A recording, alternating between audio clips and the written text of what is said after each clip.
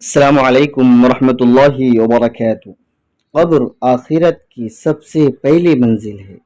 قبر آخرت کی منزلوں میں سے سب سے پہلی منزل ہے۔ ناظرین، یہ قبر ہے۔ رسول اللہ صلی اللہ علیہ وسلم نے فرمایا، بے شک قبر آخرت کی منزلوں میں سب سے پہلی منزل ہے۔ اگر کوئی شخص اس منزل کو کامیابی سے عبور کر گیا، پار کر گیا، تو اس کے بعد کی منزلیں آسان تر ہو جائے گی، یعنی سہل، سب سے زیادہ آسان ہوں گی۔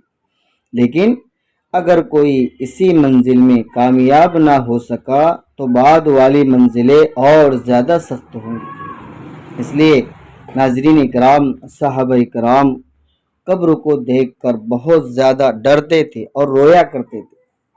خلیفہ ثالث حضرت عثمان غنی رضی اللہ تعالیٰ عنہ کے متعلق آتا ہے، جب آپ قبر پر سے گزرتے، قبر کو دیکھتے تو رویا کرتے تھے۔ فرمایا کہ آپ قبر کو دیکھ کر قبرستان سے گزرتے تو آپ اتنا کیوں روتے ہیں؟ حضرت عثمان غنی رضی اللہ تعالیٰ عنہ بڑا پیارا جملہ فرماتے ہیں کہ قبر آخرت کی منزلوں میں پہلی منزل ہے۔ جو شخص اس سے پار ہو گیا وہ کامیاب ہو گیا۔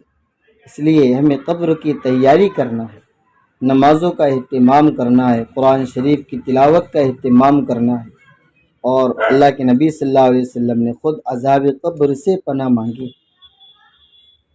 تو اس لیے ہم بھی عذاب قبر کی حفاظت کا عمل کریں اور اللہ سے عذاب قبر کی حفاظت مانگیں۔